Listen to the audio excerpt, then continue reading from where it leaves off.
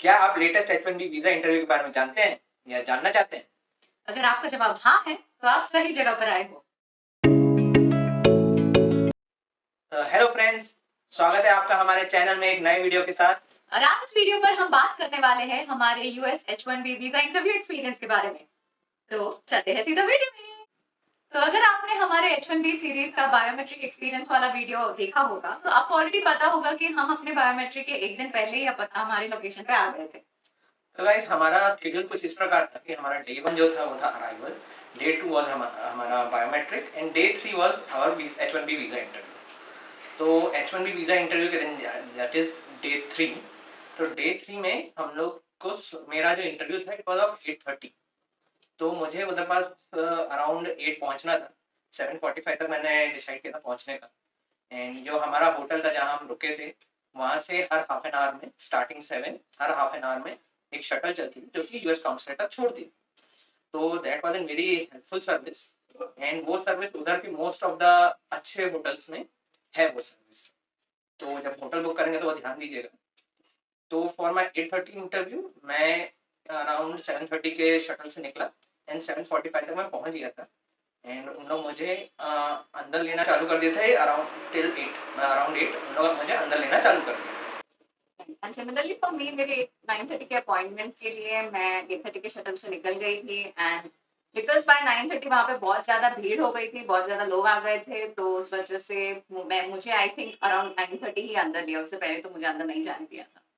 तो जैसे ही आप लाइन में आगे बढ़ते हैं, तो एक चीज़ जो वहाँ पे होती है, वहाँ पे एक्चुअली होती है 3 levels of security check. But पहली वाली जो सिक्योरिटी चेक होती है, वो लाइन में ही खड़े होती है, जहाँ पे वो लोग चेक करते हैं आपका पासपोर्ट, DS-160 और अपॉइंटमेंट कंफर्मेशन।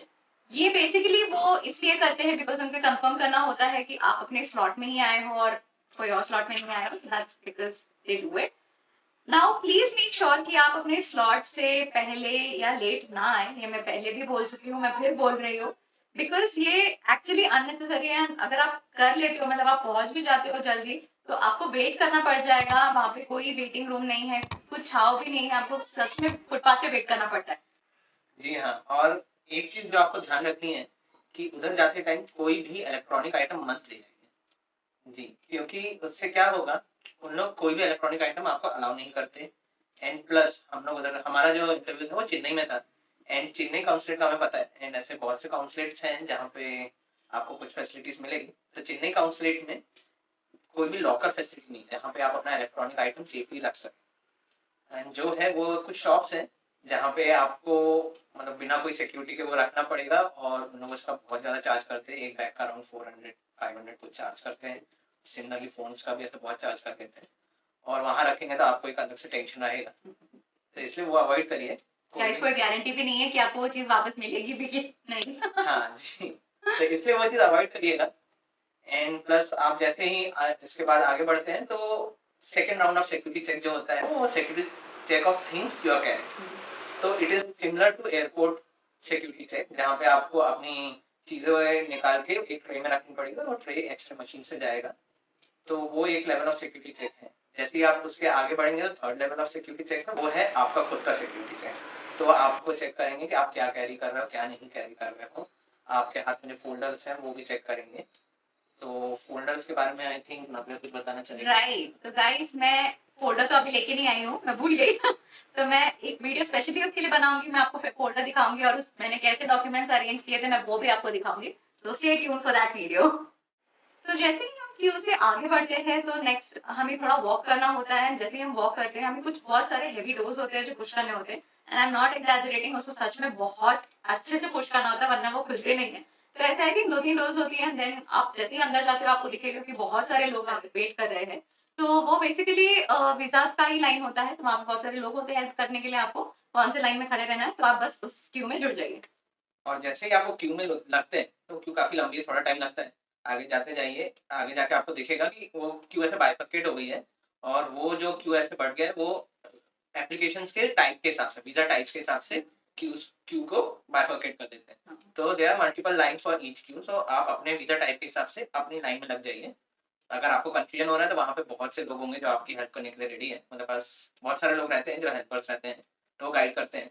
एंड आप उस क्यू में लग के थोड़ा फिर वो और स्प्लिट हो जाती है और वो स्प्लिट होती है लैंग्वेजेस के बेसिस पे। तो आपने जो भी लैंग्वेज अपने DS 160 में इंटरव्यू लैंग्वेज सेलेक्ट करी होगी, तो उस हिसाब से आपको लाइन में लगना होगा।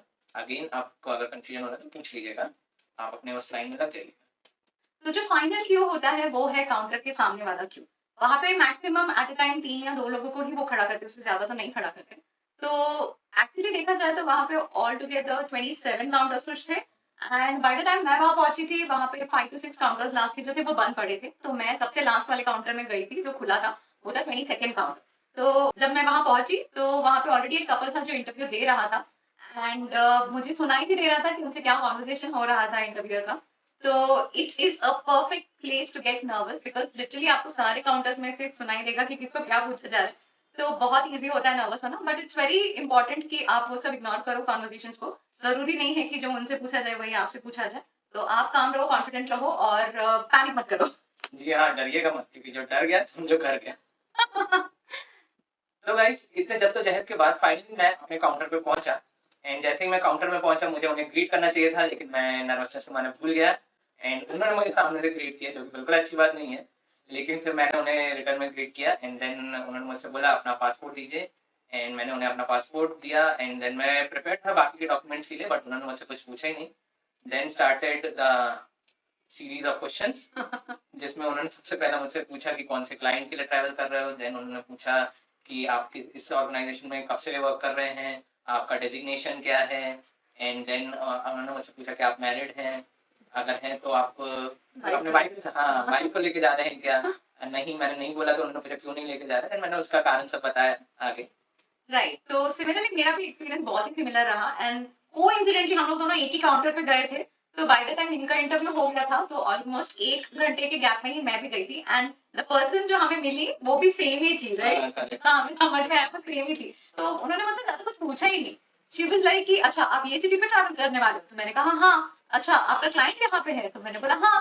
तो उन्होंने बोला ओके आपका करंट ऑर्गेनाइजेशन में एक्सपीरियंस कितना रहा है और आपको क्या ऑफर कर रहे हैं वो पैकेज वहाँ पे। और आई थिंक उसके अलावा उन्होंने मुझसे क्या पूछा, मैंने आपसे कुछ कहा था क्या इसके अलावा पूछा था? हम्म, अ, याद तो नहीं आ रहा अभी। हाँ, आई थिंक हाँ, उन्होंने मुझसे पूछा था कि डेज़िग्नेशन क्या है आपका करंट ऑर्गेनाइजेशन में?